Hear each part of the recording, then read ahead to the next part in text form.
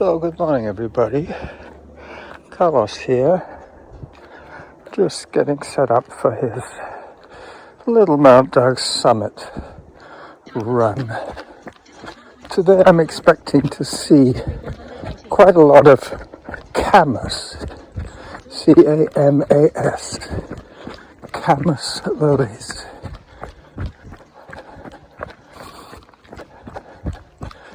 Traditionally, the natives of this area used to dig up the camas and eat the roots, the tubers. Hello. Hi there. Pretty soon I'll have the sun behind me and I'll be hiking up Whitaker until I get to the little connector trail that will take me over towards the Gary Oak Meadows, and then I will go up there to the very top, and then there's another little connector which will take me to little Mount Douglas summit.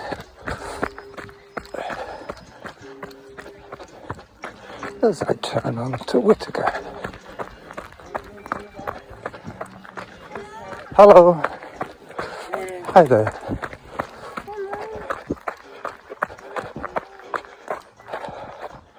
Starts to get steep around here.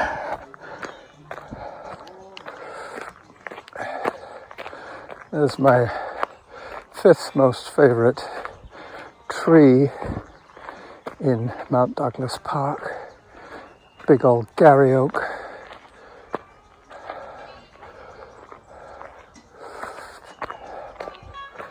This is sometimes called the Power Lines Trail, but it is part of Whitaker. I'm not sure if you'll be able to hear Samantha's updates, but then the breaks. I'm trying to do this in basically one take with one device. This might be my last video podcast for a little while. We'll see. It all depends on how fast the internet is when I get on holiday in Majorca. If it's very slow, I might have to just do audio podcasts. We'll see. So up I go. I might actually cut this video clip off pretty soon until I get to another running section. Mind you probably get a better video when I'm not running. I hear a plane, a high altitude plane, probably Alaska Air, flying to Anchorage. Seattle to Anchorage is a very popular flight.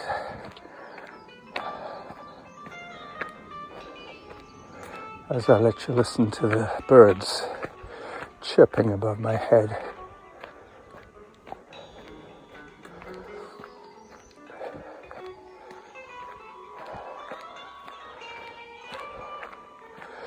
We don't often go away when the weather starts to get nice. Normally we go away when the weather starts to get nasty.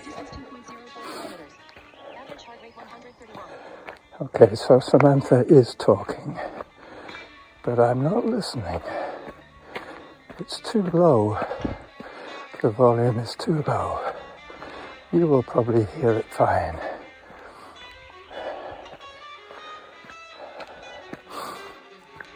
I'm almost at the top of this climb. This trail runs parallel to Glendenning.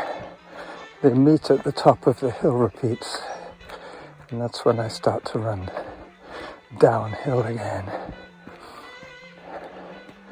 Okay, So I'll take a few incidental shots now and break up this video into 2 or 3 pieces.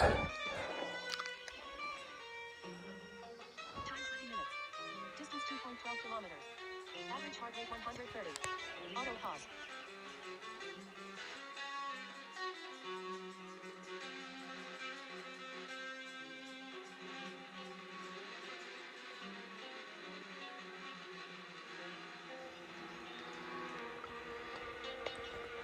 Okay, so I've reached the top of this section of Whitaker. Auto pause. Now I turn Workout resumed. towards the connector. It'll take me over towards Mercer, I believe it's called. So this is the top of the hill repeats. Normally I run up and down Time 22 minutes. 7 or 8 Distance times up 2.39 here. kilometers. Average heart rate Alright, so 136. now I earned myself a little bit of downhill running. Tried to keep my hands out of the shot.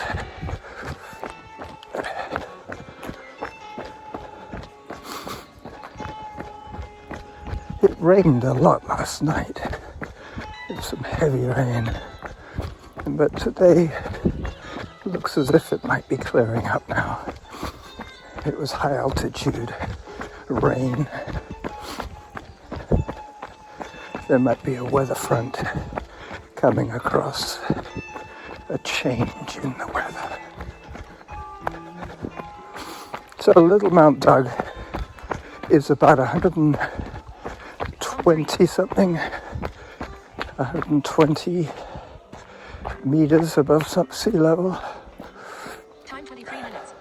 Distance 2.43 There's my 4th kilometers. favorite tree Average heart rate in the 125. park. Zone 2. Oh, as I do my back lean to give you a chance to see all the way up to the top. Auto pause.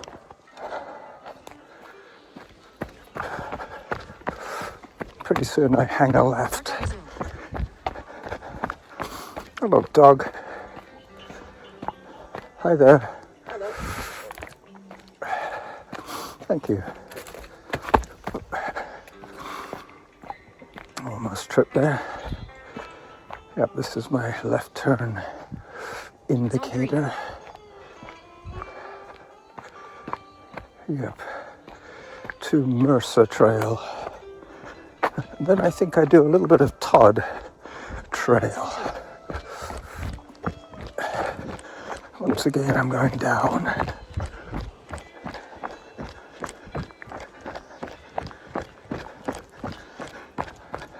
Zone 3. Earlier on in the season, this was a creek bed, and this tree was standing tall.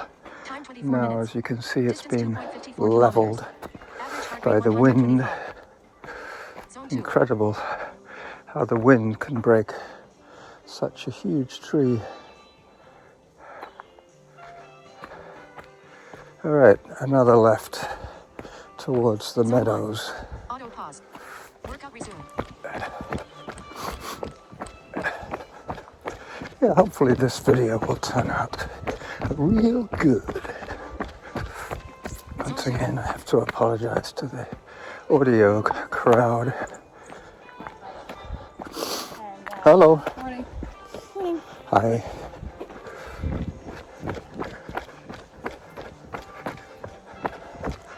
I'm dressed a little too warm for this muggy weather. Very high humidity today. Up in the 85% range. This is where I'm going to start to see the camas. Camas and Gary Oak are quite symbiotic, meaning they have affinity for each other's growing zones. Hi. Morning. Excuse me. That was my porridge. Talking of cooking, I've already been rustling up food for my son's meals. while we're away, he's going to have a chicken provençal with rotini and ratatouille. And I will freeze individual plate-sized servings for him. There you go, there's some camas. That's a very noisy jet. It's probably a heli-jet. Distance 2.75 kilometers. Average heart rate 120. Nope, it's a float plane. Flying right over my head. I might actually be able to catch it in frame. Hello, dog. Hi. Hi. There it goes. There it goes. So look at all the camas here. Auto pause. Work on Perfect conditions for new bloom camas. Right next to the roped off section. That is one of the reasons they rope off that section, to stop people wandering into the camas fields and damaging the root system, or uprooting the camas. That would be even worse. You can see how leaden the sky is today. Time 27 minutes. Distance 2.81 kilometers. Lead-colored skies. So many subtitles to this. Camas would be in there somewhere. Leaden skies would be in there somewhere. Old familiar trails would be in there somewhere. Workout resumed. Little Mt.Doug. Good news on the friend front. Alan is going to be joining us in Majorca, so some of my subsequent podcasts might feature my friend. All right, so this is another steep, rocky climbing section. I will break the video off again here, take a few more incidental shots with my phone. This is a one device, one take type of episode. It's not full-time, real-time, because I am breaking it up into sections. Distance 2.87 This is kilometers. probably Average heart rate 119. the second 5-minute segment. As I do a quick scan for you.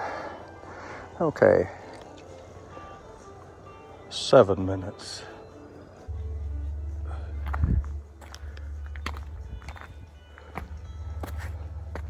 So this is the top of the Blankensop Trail, and I'm now on Todd.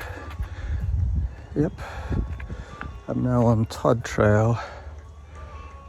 It'll eventually take me back onto Whitaker, but between now and then I will summit that peak there, the one with the arbutus on the top. I believe that is Little Mt.Doug. I could be wrong. It's hard to see from this angle, but there is a small arbutus tree on the top of Little Mt.Doug. A run that Alan and I did a few Mays ago. Not days, Mays. He came over to help with the driving for the Elk Beaver 1 year. I think it was 2015, which would have been, 9 years ago? Could be wrong there. Alright, but I should be running here. This is one of the few flat spots before I get to the climb. So now I've had a 5-minute video, a 7-minute video, that makes 12, plus this one, however long it might be, as I approach Sarcophagus Rock, that tombstone-shaped rock which I'm putting my foot on now. That one is what I call Tombstone Rock. I'm not sure what the angle of the camera will be like when I climb, but you will see probably a lot of rock for the next little bit as I climb in silence. Just my thoughts, my breaths, and Samantha. I might actually be able to hear her announcements. As you can see, I can touch the ground in front of me without even having to lean forward. The ground has come up to meet my hand as it starts to rain again. The odds of the rain hitting the lens are somewhat reduced because my phone, as you know, has a tiny lens, whereas my point and shoot camera has a lens about the size of a dime.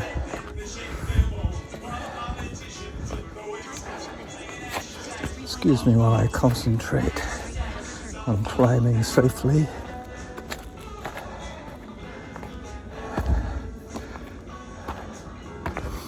I slipped once on this trail coming down and ended up falling on my elbow. It bled a fair bit, and for a while, just about there is where I fell. For a while, I called it Jackal Blood Trail. Pretty soon, the view will be spectacular as I crest Little Mt.Doug. Yep, here we go.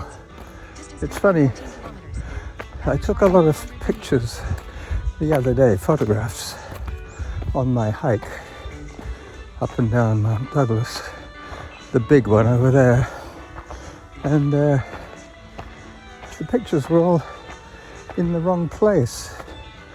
Then I realized that it was using bad GPS data. I happened to be in the GPS shadow of the mountain of joy. So here we are at the top of Little Mt.Doug. The mission accomplished. Now I have to get home safely. That's Cordova Bay in the distance, and Sydney way up at the end of the peninsula. That's where I'm going tomorrow to run with Derek. I have to give him the bad news that I'm going to be away for 4 weeks. I'm not sure how he's going to take it. He really is serious about trying to get back into running again. But he's kind of stuck behind the 8 ball. Partly because he lives so far away from where I live now. From where I live to his place is 25k. He used to live at the end of my street, which was much easier for us to run on a regular basis. But now, with him living in Sydney, look at all that camas, him living in Sydney means that we don't get together very often. There's some fawn lilies still, some Easter lilies I think some people call them. I'll pause this video again at around the 6-minute mark. Get back to you soon. It gets tricky down here. I don't really want to slip. So time for another little video burst as I come off Little Mt.Doug, coming down through this little gully. I'm going to be going back through the saddle, back towards Harvest Lane, where I started. I'll probably check on my calorie count before I get too close to home, where I still have some options to extend my run. I can hear the rain now coming down a little bit heavier. Yep, I'll go through the saddle and then I'll probably come back on Harrop Trail.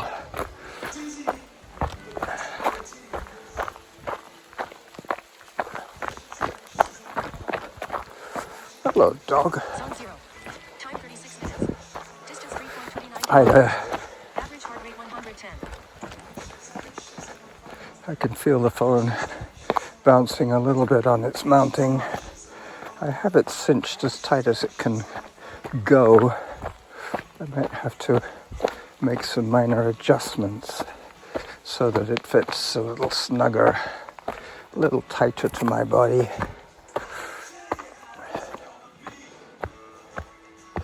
But it's all to do with the leverage. The further away from its point of attachment, the more leverage it has, and the more it'll tend to bounce. If it's stuck right against my chest, to the closest setting to my body, that should be the one with the least amount of jostle. But still, it is what it is. As I always say, this is the saddle. This is the jaws.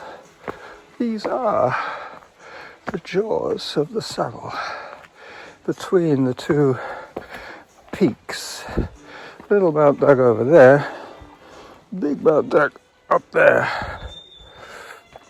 So now it's going to be flat and then downhill. Let me just angle the camera just a little bit more down so you can see the trail as it winds its way ahead of me. I'm trying to be as smooth as possible, which is always a good thing. Puts less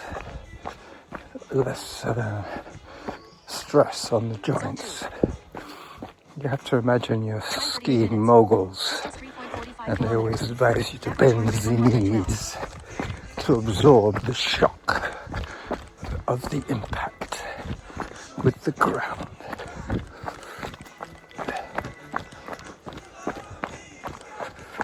Popular spot today. It's a good day for hiking and running.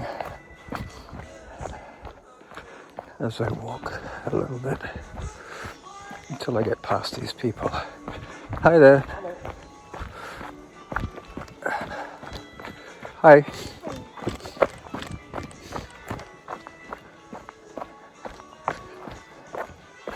And down I go. I'm going to be going past the cave.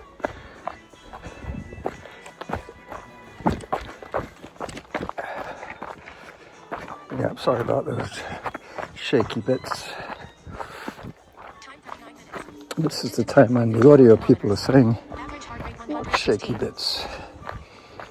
Anyway, the cave.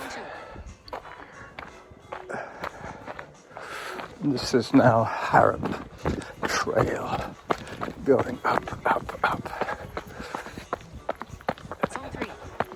This is probably where I will make another break and check on my stats. Hang on a second.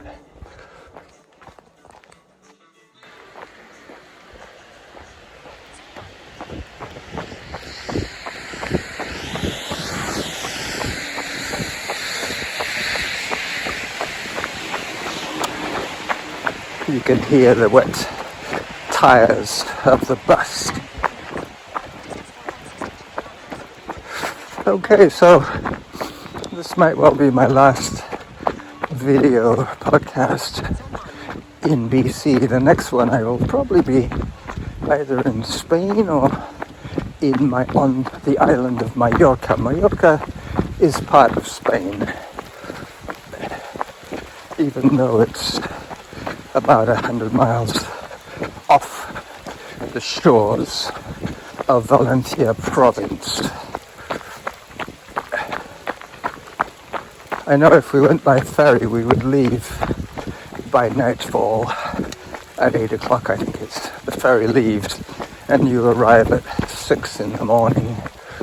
It's a little slow boat ride, but we're going to fly. The only people nowadays taking the ferry are the people who want to drive their own cars on the island. Obviously they don't want to have to fly their cars over there. Mind you, it's just as easy to rent one when you're there. So this is the weir. Check on the water levels here.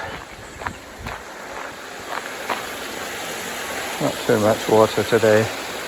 So this is the weir, and this is the running jackal saying bye-bye from a drippy Mt.Doug.